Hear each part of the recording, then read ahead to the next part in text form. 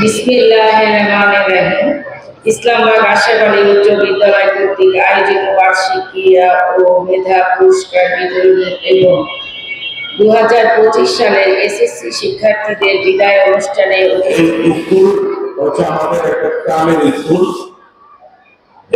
এইখানে এক সময় অনেক পানি ছিল, বুড়িগঙ্গার নদী ছিল বলতে গেলে, এবং এই স্কুলটা আমরা দখল ছিল না, মানে বেদখল ছিল জায়গাটা দখল করে এই মাঠে ভরাট করে দিয়ে এই স্কুলটা যারা দান করেছে সেই পরিবার আমাদের স্কুলের অনেক প্রতিষ্ঠান, মসজিদ, মাদ্রাসা, হাজি স্কুল, আশরাফ আলী কোরআনী স্কুল ছিল, সেগুলোর ভিতরে ছিল, ছোট ছিল।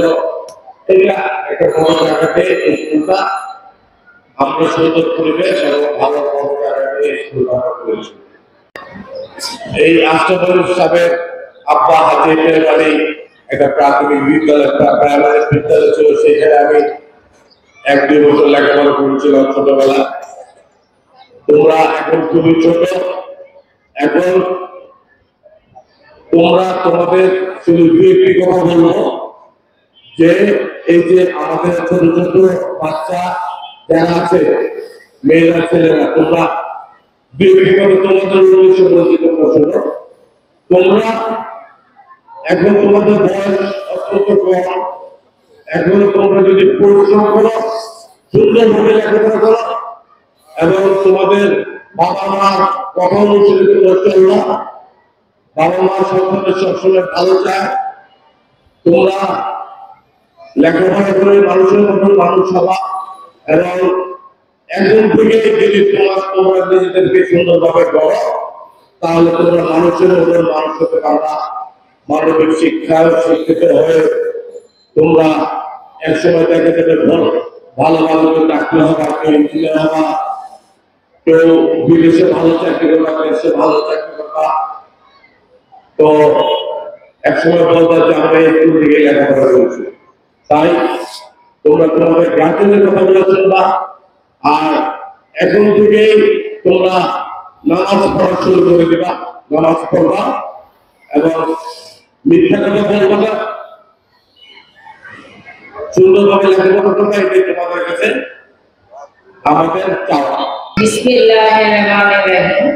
ইসলামবাগ আশরাফ উচ্চ বিদ্যালয় কর্তৃক আয়োজিত বার্ষিক ক্রীড়া ও মেধা পুরস্কার বিতরণী এবং 2025 সালের এসএসসি শিক্ষার্থীদের বিদায় অনুষ্ঠানে উপস্থিত আজকের অনুষ্ঠানের প্রধান অতিথি 29 নং ওয়ার্ডের সাবেক সফল কাউন্সিলর জনাব হাজী মোহাম্মদ শহীদুল ইসলাম বাবু সাহেব। বিশেষ অতিথি হিসেবে উপস্থিত আছেন লালবাগ শিক্ষা থানার মাধ্যমিক শিক্ষা অফিসার জনাব মোসাম্মদ নাসরিন সুলতান। উপস্থিত আছেন অত্র বিদ্যালয়ের প্রধান শিক্ষক জনাব মোহাম্মদ আলমগীর হোসেন এবং আরো উপস্থিত আছেন অত্র এলাকার বিভিন্ন পর্যায়ের নেতৃবৃন্দ। সবাইকে আসসালামু আলাইকুম। আবারও সকল ছাত্রছাত্রী অভিভাবকদের আসসালাম।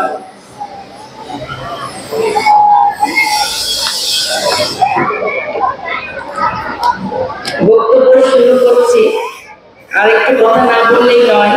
আমি শ্রদ্ধা ভরে স্মরণ করি 1971 সালের বীর মুক্তিযোদ্ধাদের এবং জুলাই বিপ্লব 2024-এর গণঅভ্যুত্থানের শহীদ আবু সাঈদ মুগ্ধ সহ নাম করা জানা শহীদের অজানা আরো অনেকেই আছে যারা বন্ধুত্ব বরণ করে মৃত্যুর সঙ্গে বার্তা লড়ছেন, তাদের প্রতি এবং সর্বোপরি অত্র বিদ্যালয়ের দাতা প্রতিষ্ঠাতা জনাব আশরাফ আলী সাহেব, উনি আমার পিতা।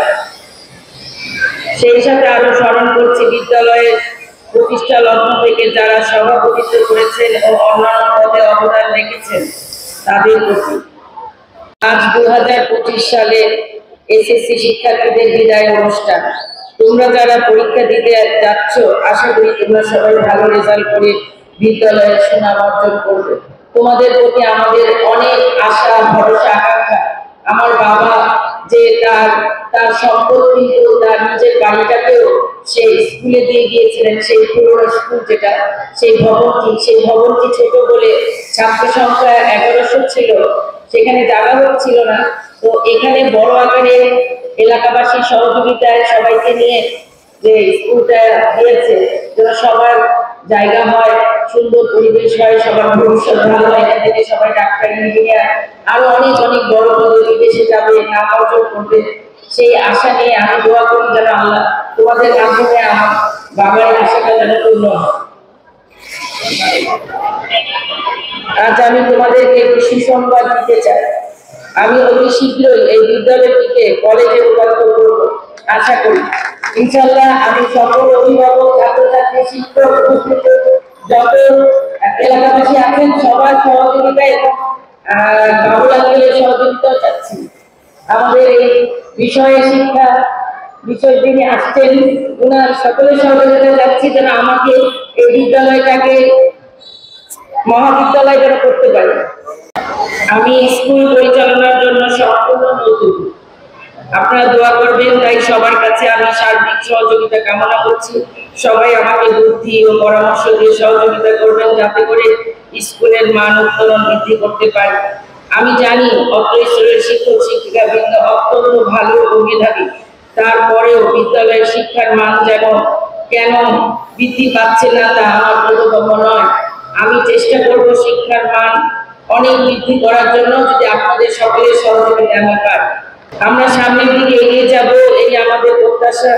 আমাদের বলা বাহুল্য যে আপনাদের প্রতি মাসে বেতন প্রতি মাসে দেওয়ার চেষ্টা করব ইনশাআল্লাহ। শিক্ষকদের, কর্মচারী যারা আছে, আপনাদের নিকট প্রত্যাশা করি আপনারা নিয়মিত ক্লাসে আসবেন। বাচ্চাদেরকে বলছি আপনারা সবাই নিয়মিত ক্লাসে আসবেন, এবং অভিভাবকদের বলছি আপনারা প্রত্যেকটা বাচ্চার সঙ্গে ওরা ক্লাসে আসলো কিনা সেই খবরটা রাখবেন। আমার কাছে আমি এসে তথ্যটা পেয়েছি যে স্কুলে হোমওয়ার্ক দিলে বাচ্চারা চলে যায়, পরবর্তী স্কুলে আসে না হোমওয়ার্কটার ভয়ে।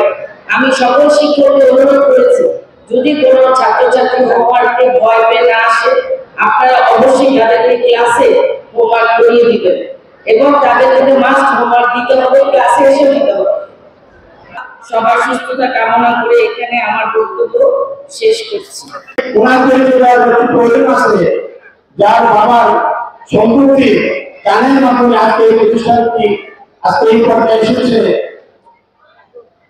সেই দাতা সদস্য আশরাফ হোসেন আলী সেজন্য কন্যা, বড় কন্যা, যার যিনি অনেকদিন পর এই বিদ্যালয়ের পরিচালনার সুযোগ পেয়েছেন, সেজন্য তাকে অভিনন্দন এবং আজকে সংরক্ষিত করার জন্য তাকে ধন্যবাদ।